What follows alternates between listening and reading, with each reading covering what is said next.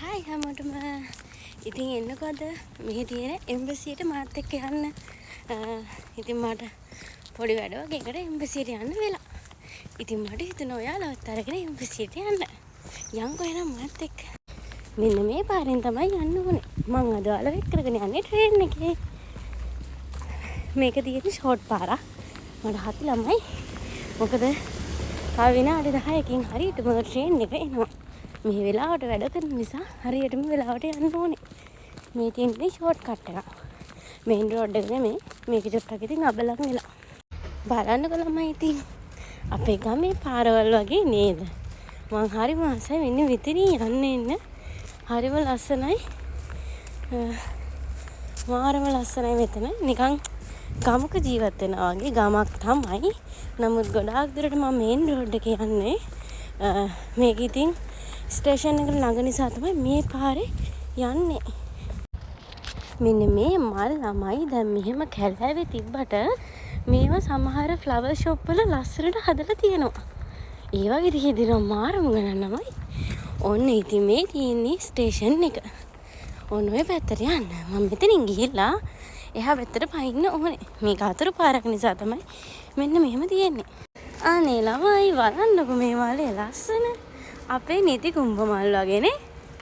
මාරම ලස්සනයි. මම ගෙදර යද්දී නම් මල් ගොඩාක් කඩා ගන්නවා කියලා හිතාගත්තා. මෙන්න මේ කේබල් ට්‍රේන් එකේ ගිහිල්ලා ළමයි මම යන්න ඕනේ ස්ලෝවෙන්ස්කි බුල්වරේ. කියන්නේ මම ඉන්න සිටි එකේ ඉඳලා ඉස්සරහම මෙට්‍රෝ ස්ටේෂන් එකේ ස්ටාර්ට් වෙන්නේ ස්ලෝවෙන්ස්කි බුල්වර වලින්. ඉතින් ඒ නිසා මං ඉස්සරහම කේබල් එකේ යන්න ඕනේ. දැන් නම් ළමයි මේක රතුපත් වෙනවා. එහා පැත්තට පයින්න නම් බෑ.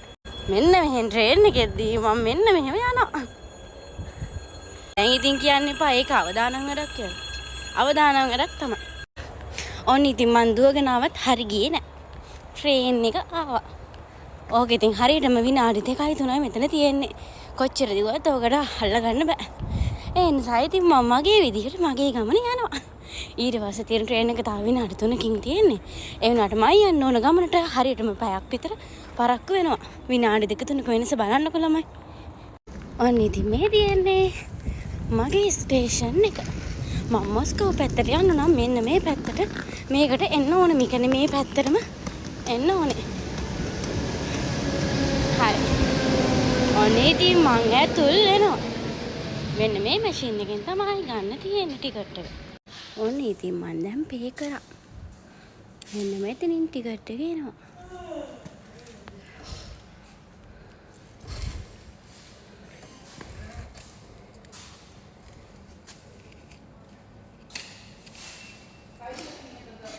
ඊට පස්සේ මෙන්න මේක තියෙන මෙන්න මේ බාකෝඩ් එක මෙන්න මේකට දානවා. ඔන්න මගේ දොර ඇරෙනවා. ඊට පස්සේ තමයි අනිත් පැත්තට යන්න තියෙන්නේ. මෙන්න මේක වට ගන්න එපා. මේක වට ගත්තොත් ඊළඟ තැනට මට ලොකු ෆයින් එකකුයි ටිකට් එකේ ගානයි අහපව ගෙවන්න වෙනවා ළමයි. මේ තියෙන ඉතින් අනිත් පැත්තට යනවා. මෙන්න මේ පැත්තට. ඔය පැත්තට තනි කර ළමයි ගම් තියෙන්නේ. මේ ඉන්නවා. ලස්සනයි ළමයි පැත්ත. මම ඉතින් ඉඳගෙන ඉන්නවා. තව විනාඩි 8ක් යනවා ළමයි ට්‍රේන් එක ඩිලේ වෙලා. මොනවා කරන්නද? ඉඳගෙන ඉන්නවා. ඔන්න ඉතින් මගේ දුම්රිය පැමිණෙනවා. සෙනග නෑ වගේ ළමයි. මට විනාඩි 20ක ගමනක් තියෙනවා. ඔන්න ඉතින් මෙන්න මේ ආකාරයට මම නැගගත්තා. ඊට පස්සේ මෙන්න මෙහෙම යනවා. මේක ළමයි උදේට බලන්න ඕන. වෙනතට මං ක්ලාස් යන වෙලාවට නම් බුදු අම්මෝ පුදුම සෙනගක් ඉන්නේ. Осторожно. Двери закрываются. Следующая станция Одинцово.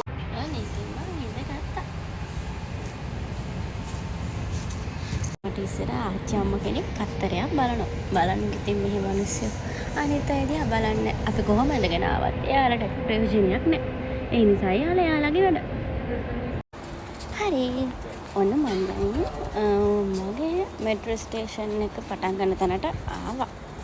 මෙන්න මේ තියෙන්නේ අතනින් ඇතුල් වෙන්න තමයි. ඊට පස්සේ මම ඔන්නම බැහැගෙන යනවා. මට පරක් වෙලා නම් තියෙන්නේ. හරියට මම බයක් පරක්කුයි. මං අර ඉස්සර වෙලා මෙන්න මේක නැති කරගන්න එපා කිව්වේ. මෙන්න මෙහෙම යද්දි මෙන්න මේක අත්‍යවශ්‍ය වෙනවා. ඔන්නෝම ඊට පස්සේ මෙන්න මේ පැත්තට තමයි යන්න තියෙන්නේ. ඔය ඉන්නේ මං. ඉතින් මේ බලන්නකො මේ මෙට්‍රෝ ස්ටේෂන් ඇතුලේ ලස්සන. මීට වඩා ලස්සන ස්ටේෂන් ඇත්තටම තමයි තියෙනවා. මාරම ලස්සන. මොකද මම දැන් අවුරුදු ගාණක් මේ මෙට්‍රෝ වල ගිහින් ඇවිල්ලා නිසා මට ගොඩාක් හම්බලා තියෙන මෙට්‍රෝ ස්ටේෂන්. මාරම ලස්සන ළමයි. මෙන්න මෙතනින් අපේ කාඩ් එක පේ කරලා තමයි යන්න ඕනේ. මෙන්න මේ වගේ මං අරන් තියෙන ළමයි චූටි කාඩ් එක. මෙන්න මේක පේ කරාම මෙන්න මෙහෙම යනවා. මේ තියෙන්නේ මගේ බෑන්ක් කාඩ් එක. මේක ඇත්තටම ළමයි ෆෝන් එකේ අලව ගන්න තියෙන්නේ. මගේ අතින් ෆෝන් එකට වතුර හැලුණා. ඒ නිසා මේක කැළුණා. උඩ තියෙන බෝඩ් එකෙන් දැන් බලන්න ඕනේ මම යන්නේ කොහෙටද කියලා. මේක ඇත්තටද? දැන් මේක.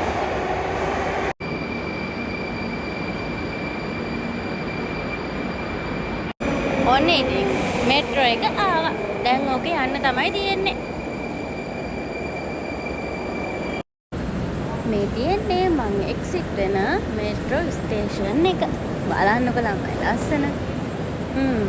මෙන්න මේ ඒරියා එකටම තමයි ළමයි මං ක්ලාස් උත් දෙන්නේ. ඉතින් දැන් නම් මගේ ක්ලාස් ටික කාලයකට මං නවත්තලා තියෙන්නේ. බලන්නකො ළමයි ලස්සන. ජරාව බින්දුවක්වත් නැහනේ. මෙන්න මේක ගොඩාක් දිගයි. මට සමහර වෙලාවට ළමයි උඩින් ඉඳන් පල්ලෙහාට එද්දි නම් හරියට බලන්න අමාරුයි. නිකන් කැරකිල්ලක් වගේ හැදෙනවා. ඇයි දන්නේ නැහැ.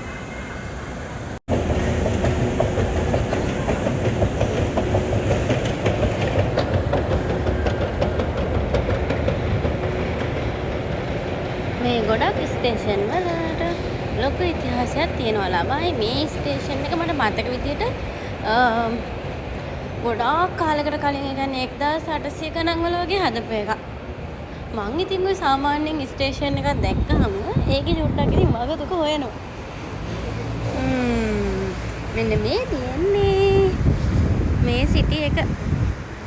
ඔන්න ඒ තියෙන චූරි හට් එකේ තියෙන මොනවද දන්නද ළමයි? බෙරි වර්ග, ෆෘට් වර්ග ගොඩක් තියෙනවා. ඒ වගේම බෙරි වර්ග සාමාන්‍යයෙන් මෙට්‍රෝ ස්ටේෂන් වල තියෙනවා.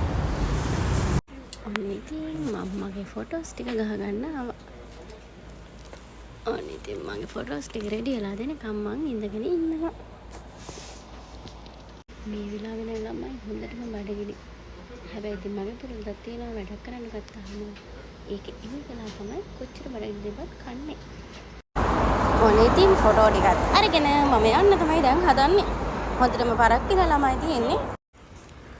පරක්කුණු නිසා දුවගෙන ආපු නිසා එම්බසි තියෙන හරියත් මට පෙන්වන්න බැරි වුණා. කොහොම වෙලා හරි මම එම්බසි ඇතුලේ තමයි දැන් නම් ඉන්නේ. මේක ඇතුළේම මම වොයිස් කට් එක තියගෙන මාවේ නැද්ද මේක ඇතුළේ සයිලන්ට්. මට හිතුණා ඉතින් ඒක හරි ගැලපෙන්නේ නැති වැඩක් නිසා මම වීඩියෝ කරලා වොයිස් එක දෙන්න තීරණය කරා. බලන්නකො ළමයි හරි ලස්සනයිනේ.